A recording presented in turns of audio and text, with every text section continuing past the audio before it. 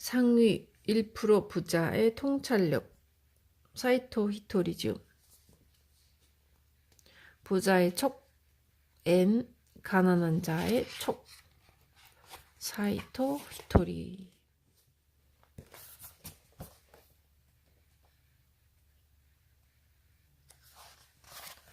당신은 시작하며 사람이 좋기만 해서는 풍요롭게 못 산다.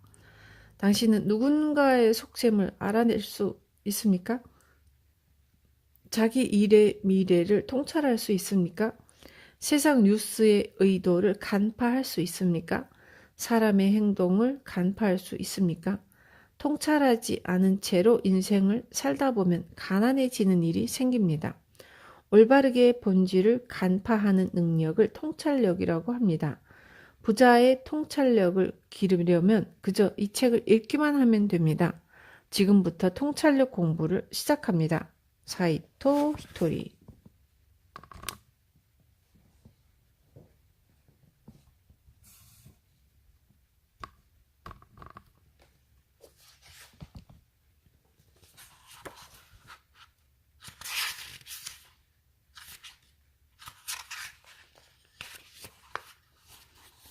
통찰력이 없으면 호구되는 세상. 되고 난 다음을 생각하라. 저는 얼마 전에 영어 통역사가 되고 싶다는 한 남성과 만난 적이 있습니다. 그는 통역 자격을 취득하기 위해서 공부를 계속해 왔지만 시험을 칠 때마다 떨어지고 말았습니다. 저와 만났을 당시에도 그가 시험에 막 떨어졌을 때여서 다음에는 반드시 합격할 겁니다. 라고 말하고 있었습니다. 그러자 주변 사람들은 통역사라니 대단하네 라고 말했습니다. 하지만 저는 좀 이상하다고 생각했습니다. 그래서 시험에 떨어졌다는 그에게 질문을 했습니다. 통역사가 된 다음 취업할 곳은 있나? 요즘에는 영어를 말할 줄 아는 사람이 얼마든지 있습니다. 어린 시절을 외국에서 보내다 귀국한 사람들은 영어로 잠꼬대를 하거나 먼저 영어로 생각한 다음 일본어로 말하기도 합니다. 세상이 이렇게 바뀐 만큼 통역사가 되더라도 일자리는 많지 않습니다. 지금 이미 통역을 하고 있는 사람들조차 이를 구하기 힘든 상황입니다. 그런데 와중에 지금부터 새롭게 시작하려고 한다면 일자리는 거의 없다고 생각하는 편이 좋습니다. 하물며 몇 번이나 시험을 치고도 떨어지는 중이라면 말이죠. 물론 자신의 상황을 파악하고 각오를 한 다음 나름대로 준비를 한다면 문제될 것은 전혀 없습니다.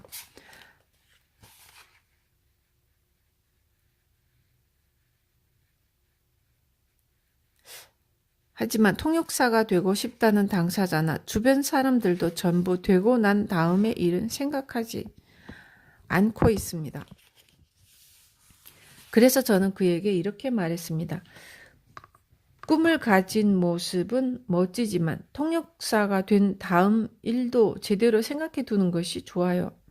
그러자 그는 뭔가를 깨달은 듯이 시험에 떨어져서 다행입니다. 나는 운이 완전 좋네요. 라고 말했습니다. 그 자리가 파할 때까지 운이 좋다고 하며 또 들떠 있었습니다. 쉽게 웃어넘길 일이 아닙니다. 당신도 남의 일이라고 치부해 버릴 수만은 없기 때문입니다. 구체적인 정황은 달라도 비슷한 수준으로 설마 이렇게 되리라고는 한 일이 벌어져서 곤란해하는 사람이 많습니다. 난감한 일이나 거북한 일이 발생했다 하더라도 이는 당신의 실수를 신이 바로잡으려고 하는 것이니 그다지 나쁜 일은 아닙니다. 하지만 세상에는 미리 알아두면 피할 수 있는 일이 산더미처럼 많습니다. 이때 필요한 것은 상황의 본질을 간파하는 힘입니다.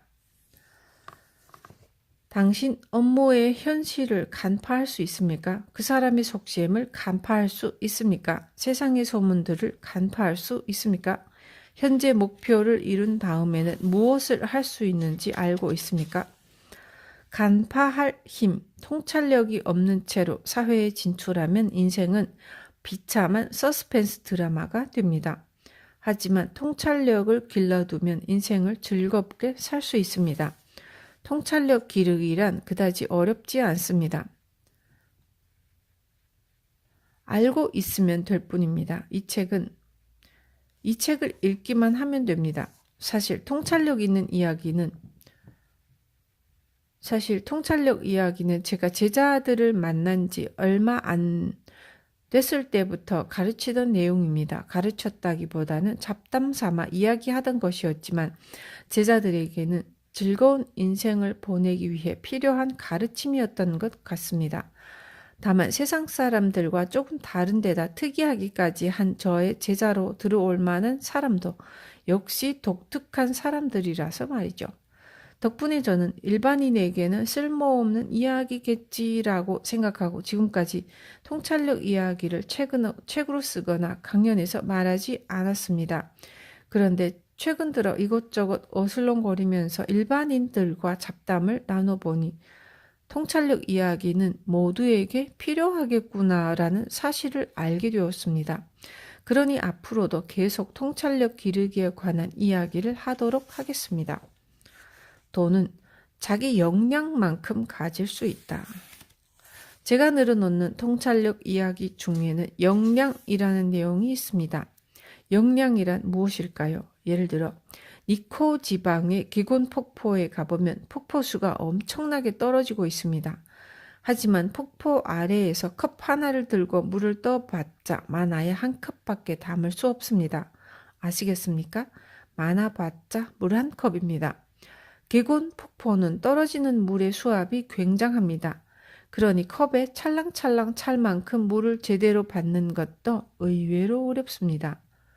요령껏 하면 어떻게든 컵에 물을 가득 채울 수 있겠지만 그리 간단한 일이 아닙니다. 무슨 말을 하고 싶은 것인가 하면 돈을 가지는 것, 가진 돈을 유지하는 것은 쉬운 일이 아니라는 겁니다. 간단하게 말하면 사람에게는 제각각 이 사람은 얼마 정도의 돈을 가질 수 있다는 역량이 있습니다. 뒤집어 말해 돈은 자신의 역량만큼만 가질 수 있습니다. 예를 들어 남편이 거액의 돈을 벌어놓고 사망했다고 합시다. 남편은 아내에게 50억이나 되는 유산을 남겨주었습니다. 혼자 남아 자유롭게 살 수 있게 된 데다가 50억이나 되는 유산을 받은 아내는 정말 행복하겠죠. 다만 문제는 그 50억은 남편의 역량이라는 사실입니다. 그러니 여기서 중요한 것은 남편이 세상을 떠난 이후 남은 아내에게 어느 정도의 역량이 있는가 하는 것입니다. 아내가 50억의 역량을 가지고 있다면 다행이지만 대부분 돈 벌기가 얼마나 힘든지 모릅니다. 아내는 집안일만 했기에 남편이 어떤 고생을 하면서 돈을 벌어왔는지 모르는 것입니다. 그런 아내에게 자녀들이 이렇게 이런저런 사업을 하고 싶어 라고 말합니다.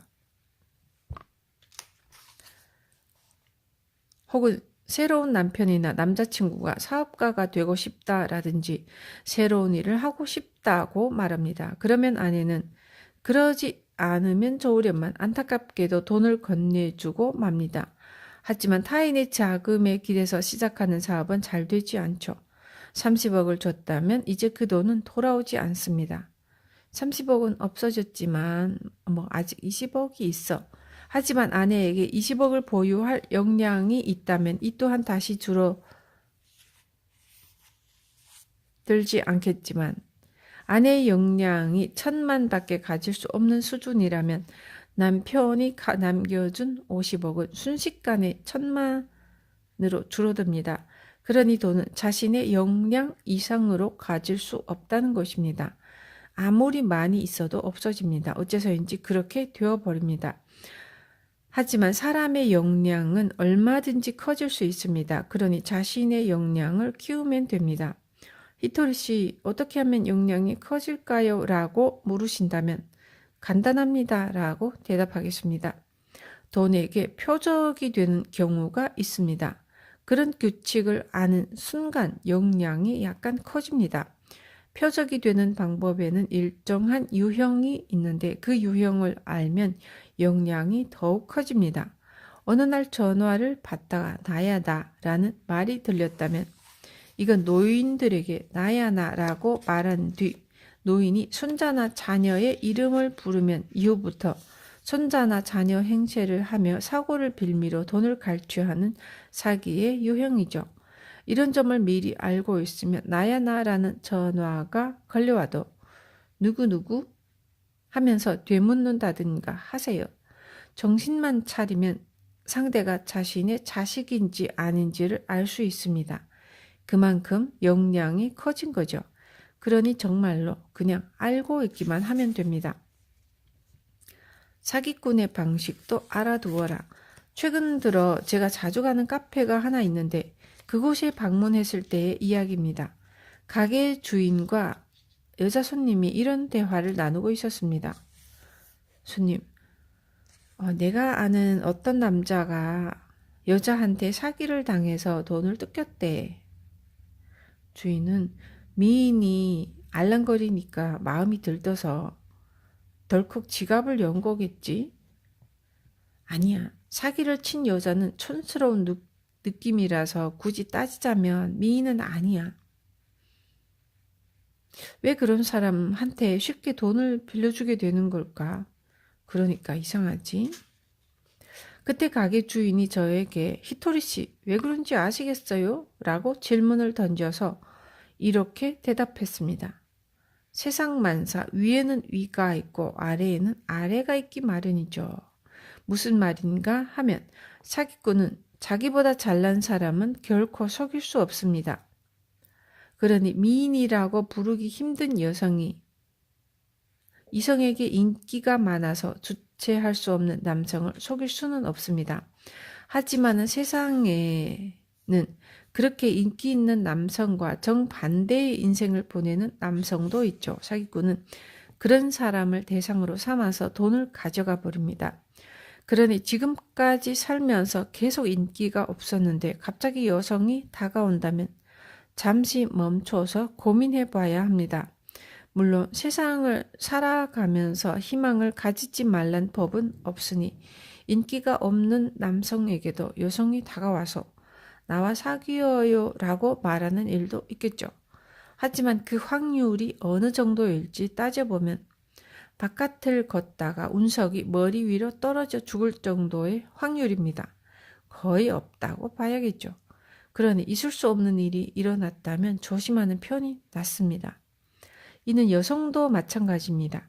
인기가 많아서 감당이 되지 않는 여성과는 정반대의 인생을 살아온 여성에게 어느 날 갑자기 잘생긴 비행기 조종사가 나타나서 당신과 결혼하고 싶어요 라고 말합니다. 게다가 왠지 가방이나 옷 등의 선물을 계속 줍니다. 그런 사람이 나타날 가능성이 제로는 아니지만 거의 있을 수 없습니다. 있을 수 없는 일이 일어났을 때 당신에게 접근하는 사람이 바라는 것은 당신의 사랑이 아닙니다. 당신의 돈입니다. 오해하지 마십시오. 멋진 남자친구를 의심하라는 말이 아닙니다. 하지만 있을 수 없는 일이 일어났다면 다음 전개로 상대방이 돈을 빌려줘라고 말할 수도 있다는 점을 머릿속에 넣어두라고 말하는 것뿐입니다. 머릿속에 이런 정보가 들어있다면 만약 하나 돈 빌려줘라는 말을 들어도 빌려주거나 하지 않겠죠. 따라서 이미 역량이 커졌고 통찰력을 기른 것입니다. 하지만 위에도 위가 있으니 훨씬 교묘한 작업을 하는 사람과 만날 수도 있습니다. 예를 들어서 그러니까 단순한 예일 뿐입니다. 당신이 이런 절묘한 일을 꾸미는 사람과 만나게 됐다고 합시다. 둘만 있을 때 그 사람이 누군가와 전화로 이야기합니다. 그리고 전화를 끊은 다음 당신에게 이렇게 말합니다. 친구가 돈이 없어 곤란하대. 도와주고 싶지만 지금 지갑이 없네. 얼마나 필요한데. 5만 엔이라고 하는데 요구하는 금액은 반드시 소액입니다. 처음부터 몇백만을 요구하는 사람은 거의 없습니다. 그러면 당신은 상대방을 데리고 은행에 가서 자신의 계좌에서 돈을 인출합니다. 상대방은 잠자코 지켜보면서 당신이 돈을 얼마나 가지고 있는지 속여서 얼마나 빼앗을 수 있을지 계산합니다. 그러고는 다음에 두 사람이 다시 만나면 상대방은 우리 집은 부자야 라든가 삼촌이 대기업 사장이야 라는 식으로 유명한 이름을 몇 개 댑니다. 하지만 진정한 부자는 그런 말을 하지 않습니다. 부자일수록 더욱 자기가 부자라고 말하고 다니지 않습니다. 왜냐하면 표적이 되고 싶지 않기 때문입니다. 그러니 그런 이야기를 아무렇지도 않게 하는 것은 아주 수상합니다. 그것은 거짓말입니다. 이를 깨닫지 못하면 얼마 지나지 않아 상대방은 당신을 집값이 비싸고 평판이 좋은 동네로 데려갑니다. 그때 맞은편에서 유복해 보이는 중년이 여성이 걸어오면서 야, 우리 이모다. 안부 인사만 하고 올 테니까 잠깐 기다려 하고 이모한테로 갑니다. 당신에게는 그렇게 말하지만 사실 그 여성에게는 길을 물어보고 있을 뿐입니다. 하지만 이쪽에서 보기에는 두 사람이 다정하게 이야기를 나누는 모습 같죠. 그러면 당신은 이 사람은 정말로 대단하구나 라고 믿어버립니다. 그런 일이 가능한가요? 라고 묻는데 당연히 가능합니다. 사기꾼의 행동 양식이니까요. 그러니 사기꾼에게는 사기꾼의 방식이 있다는 것을 알아둡시다. 이 방법을 쓰고 난 다음은 저 방법을 쓴다는 식으로 그들의 법칙이 있습니다. 미리 알고 있기만 하면 괜찮습니다. 이젠 알게 되었으니 괜찮습니다. 선에 강해지려면 악에 강해야 한다. 저는 예전부터 제자들에게 이런 말을 자주 했습니다. 선에 강하려면 악에 강해야 합니다. 악에 강하단 말은 악을 간파하는 능력이 있다는 뜻입니다. 요컨대 악인이 생각하는 내용을 알아야 하는 것입니다. 사람이 좋기만 해서는 즐겁게 살 수 없습니다. 좋은 사람이라도 악에 약하면 앞서 설명한 결혼, 사기 등 함정에 빠져버리고 맙니다. 그렇게 되면 돈을 빼앗기는 것으로 끝나지 않습니다. 악인은 돈을 가로채서 다시 나쁜 일을 합니다. 이뿐만이 아닙니다. 잠깐 양손을 짝 하고 부딪혀 보십시오. 오른손과 왼손 중 어느 쪽에서 짝 하는 소리가 납니까? 오른손과 왼손이 부딪혀서 소리가 난 것이죠. 한쪽이라도 손이 없었다면 짝 하는 소리가 나지는 않습니다. 당연한 말이죠. 범죄라는 소리는 방금 양손을 짝 마주친 것과 마찬가지입니다. 사람을 속이는 사람은 악인입니다. 속은 쪽은 피해자로 안타깝기 그지없는 일입니다. 하지만 돈을 가로챘다는 행위는 속이는 사람과 속는 사람이 있어야 비로소 성립하는 범죄입니다.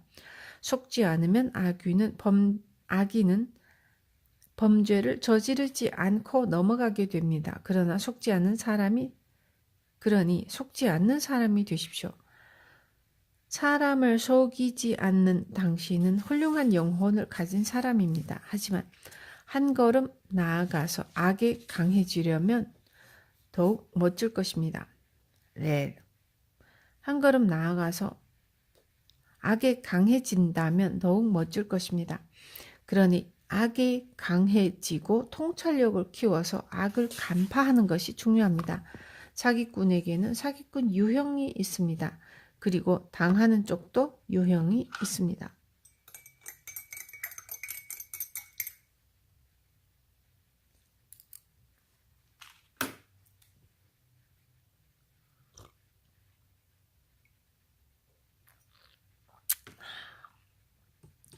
예를 들어 명문 집안이라는 말에 약한 사람은 집안 이름을 꺼내면 믿어버립니다. 인류 대학이나 인류 기업 엘리트에 약한 사람은 그런 것에 눈이 멀면 바로 돈을 건네줍니다. 그리고 한없이 돈을 바라는 사람에게는 반드시라고 말해도 좋을 만큼 투자 이야기를 하는 사람이 나타납니다. 은행 금리보다 훨씬 좋아요 라고 말하는 사람 등입니다. 은행 금리보다 좋다는 뜻은 은행 금리가 저렴하다는 말이겠죠. 그럼 이 사람은 어째서 어중이 떠중이에게 돈을 맡겨주세요, 투자해주세요 라고 말하는 걸까요? 은행 금리가 싸다면 투자 제의를 하지 말고 은행에서 빌리면 좋을 텐데요. 그 편이 이득이니까요. 그런데도 은행 대출을 받지 않는다. 만일 은행이 빌려주지 않는다면 사업에 위험 요소가 있기 때문이겠죠. 토지든 소나 참치, 양식이든 다양한 방식의 투자 사기가 있지만 형태야 어찌 되었든 간에 하는 말은 똑같습니다. 은행 금리보다 훨씬 좋다입니다. 게다가 반드시 다른 사람에게는 비밀이에요. 당신한테만 해주는 거니까요. 라고 합니다. 딱히 여기서만 하는 이야기도 아닌 것이 은행보다 훨씬 금리가 좋다는 원래 있을 수 없는 일입니다. 그러니 그런 말을 들었다면 속내를 제대로 간파해야 합니다. 그렇지 않으면 나만 사기를 당했다는 수준을 뛰어넘는 사건으로 이어집니다. 원래는 불가능한 일이지만 처음에는 은행보다 훨씬 좋은 금리로 돈을 빌려주기도 합니다. 예를 들어 처음에 100만 엔을 투자해 주세요 라는 요청을 받았다고 합시다. 한 달에 10만 엔의 금리가 붙는다고 치면 처음에는 지급해 줍니다. 아니, 주다는 틀린 표현입니다. 월 10만 원씩 지급하는 금액은 처음에 당신이 투자한 100만 원에서 빼내는 돈이니 사실 돌려주고 있다가 정답입니다. 그런데 당신이 월 10만 원씩 벌고 있다고 착각해서 욕심이 불끈 생겨나 1000만 엔을 내면 월 100만 엔씩 받겠지라고 생각해 버립니다. 그런 식으로 저금이든 뭐든 다 가져다 주는 것입니다. 게다가 당신을 본 주변 사람들도 함께 돈을 투자하게 됩니다. 그렇게 피해는 점점 커져갑니다. 그러다 시간이 한동안 흐른 후 회사에 전화를 하니 어찌 된 일일까요? 연결이 되지 않습니다. 당신은 그때 처음으로 속았다는 사실을 깨닫게 됩니다. 주변 사람을 위해서라도 속아 넘어가지 않는 통찰력을 단단히 키우십시오. 다만 다가오는 악의, 사기 등 법률에 위반되는 종류라면 아주 파악하기 쉬운 수준입니다. 경찰이 잡아주기라도 하니까 좋죠. 세상에는 법적으로는 악이 아니지만 상식적으로 판단하면 고개를 갸웃거리게 만드는 일도 얼마든지 있습니다. 전생 때문에 인생이 꼬이지는 않습니다. 저는 어떤 종교도 믿지 않습니다. 하지만 저는 신을 사랑합니다. 신은 음식을 만들고 지구라는 살 곳을 제공하는 등 여러 가지를 베풀고 또 베풀면서도 전혀 돈을 요구하지 않습니다. 저에게 신은 그런 존재입니다. 그리고 신은 인간에게 안심을 주는 존재입니다. 그런데 그러한 신을 입에 올리면서 죽은 아기가 이를 방해하고 있네 라든가 곧 지진이 일어난다, 조상이 살인을 저질렀다는 식으로 사람을 위협하고 불안을 조장하는 사람이 있습니다. 제가 이렇게 이야기하면 가족들이 공공장소에서 그런 말을 하면 또 어디 단체라는 사람들이 화를 낼 거예요 라고 말합니다. 하지만 저는 신경 쓰지 않습니다. 확실히 이야기하겠습니다. 그것은 사이비입니다. 사람을 위협하거나 불안하게 만드는 것은 모두 사이비입니다. 신이 인간을 위협하는 일은 있을 수 없습니다. 신을 입에 올리면서 위협하는 식의 이야기를 하는 것은 그렇게 하면 자신에게 유리한 일이 생기기 때문입니다. 위협을 가한 사람이 손에 넣을 만한 무언가가 있기 때문입니다. 그러니 당신이 전생에 많은 사람을 죽였기 때문에 이렇고 저런 것이다 라고 말하는 사람이 있다면 자신이 바라는 것 때문에 그런 말을 하는 것입니다. 우리들은 저승에서 이승으로 나올 때 이전에 살아온 인생을 전부 초기화합니다. 제대로 죄를 보상하고 새롭게 시작했기 때문에 지금 이렇게 살아 있습니다. 그러니 전생에서 몇 명을 죽였더라도 전혀 상관없습니다. 이번 생에서 아무도 죽이지 않고 아무도 상처를 입히지 않는다면 그걸로 될 일입니다. 설사 전생에서 사람 100명을 죽였다 하더라도 이번 생에서 100명을 구한다면 멋진 인생인 것입니다. 그런데 당신이 전생에서 라고 겁을 주는 것은 자기 입맛대로 골라서 말하는 것입니다. 당신에게 돈을 뜯어내거나 뭔가를 팔려는 행동입니다. 아시겠습니까? 신이 바라는 것은 돈이 아닙니다. 신이 바라는 것은 우리 한 사람 한 사람의 행복입니다. 간파해 주십시오. 정말로 신과 닿은 사람, 제대로 신을 위해 일하는 사람은 젊고 청결합니다. 협박으로 돈을 뜯어내려고 하지 않습니다. 그러니 만일 신을 위해 일하는 사람과 만날 일이 있다면 질문해 보십시오. 나이가 어떻게 되시나요? 라고 말입니다. 연령보다 젊어 보이지 않는 데다 불결한 느낌이 든다면 일단 이 사람은 이상하다고 생각해도 틀림없습니다. 이런 말을 하는 사람도 있습니다. 저는 많은 사람을 구하고 있습니다. 많은 사람의 인과를 짊어지고 있어서 몸의 상태가 좋지 않습니다. 만일 이것이 사실이라면 인간은 다른 사람을 구하면 아프게 되는 것이군요. 어딘가 이상하지 않습니까? 이상합니다. 이상한 말을 하는 사람은 절대로 수상하기 마련입니다. 간파해 주십시오. 사이비는 반드시 사람을 위협하고 불안하게 만드는 말을 합니다. 개 중에는 처음 만났을 때 당신은 전생에 아주 좋은 집안 사람이었네요 라든가 당신은 전생에 공주님이었습니다 라고 칭찬을 하는 사람도 있습니다. 하지만 이 또한 자신이 하는 말을 믿게 하기 위해서 처음에는 좋은 말만 늘어놓는 것입니다. 일단 당신이 믿기 시작하면 다음으로는 실은 당신 조상이 라는 식으로 위협하는 말을 하기 시작합니다. 여러 가지 방식으로 불안을 조장하는 말을 하지만 그런 일은 절대로 있을 수 없습니다. 그러니 그런 이상한 말을 하는 사람이 나타나면 이건 이상한데 라고 제대로 간파해서 속지 않도록 하십시오. 헐렁타령에 돈 날리지 마라. 우리 주변에는 종종 비극적인 운명을 가진 사람들이 있습니다. 그런 운명을 보면서 도대체 운명이란 무엇일까? 왜 엄청난 불행이 닥치는 걸까? 라고 우울해할 수도 있습니다. 운명에 관해서 저는 나름대로 긍정적인 입장을 갖고 있습니다. 특정 종교와 다소 맞지 않더라도 일리가 있는지 한번 들어보세요. 사람은 이 세상에 태어나기 전 저승에 있을 때 자신의 인생을 결정하고 이승에 옵니다.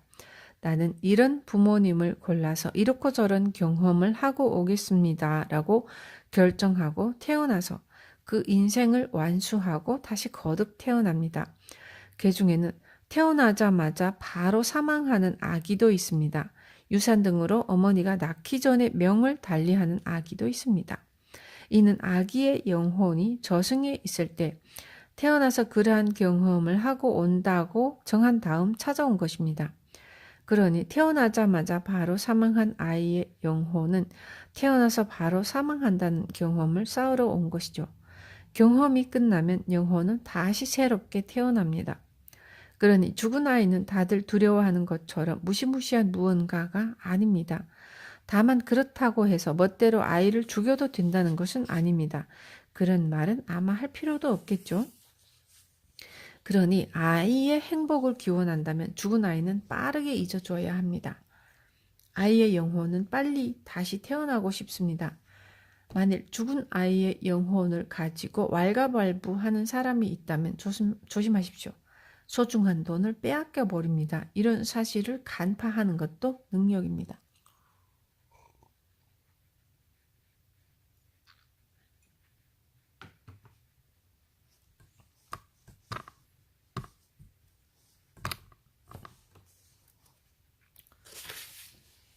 사람이 죽을 때는 고통스럽지 않다. 사람은 정말 재미있는 존재입니다. 죽는 것이 무서워, 죽는 것이 무서워 라고 말하는 사람은 어째서인지 빨리 죽지 않습니다. 그런데 사람은 죽음이 정말로 가까이 오면 죽음이 무섭지 않게 됩니다. 사람이란 그런 생물입니다. 그리고 죽을 때 고통스럽지 않습니다. 질병이나 부상으로 죽음이 가까워져서 엄청나게 고통스러워하는 사람이 있습니다만 이는 주변 사람 눈에 괴로워하는 듯 보이는 것 뿐입니다. 정작 본인은 괴롭지 않습니다. 그저 기분 좋게 자고 있는 것입니다. 혹시 주변에 질병이나 부상으로 죽을 뻔했던 사람이 있다면 물어보십시오. 그때 괴로웠어? 라고 말이죠. 물어보면 대체로 아니 뭐가 뭔지 몰랐어 라고 말합니다. 사람은 태어날 때와 죽을 때가 한 쌍으로 이루어져 있습니다. 당신이 태어날 때 낳아준 어머니가 아팠어 라고 말합니다. 하지만 당신은 자신이 태어난 순간은 기억하지 못합니다. 괴로웠는지 어땠는지 모르죠? 죽을 때도 마찬가지입니다. 기억하지 못합니다. 그렇다는 말은 고통스럽지 않다는 뜻입니다. 그때는 정말 괴롭고 괴로워서 죽는 줄 알았다라고 기억하게 되지 않습니다. 그러니 사람은 죽을 때 괴롭지 않은 것입니다. 신은 인간을 그런 식으로 만들었습니다. 그런데도 나쁜 인과가 있으면 괴롭게 죽는다고 협박하는 사람이 있습니다. 기억하지 못하는 죄값을 치르기 위해 돈을 내고 죽음의 고통을 덜어낸다는 생각은 어딘가 앞뒤가 맞지 않습니다. 믿어서는 안 됩니다. 이는 당신에게 돈을 뜯어내려는 수작입니다. 이런 사실을 간파할 줄 알아야 합니다. 괴롭게 죽지 않으려면 현재를 잘 살면 됩니다.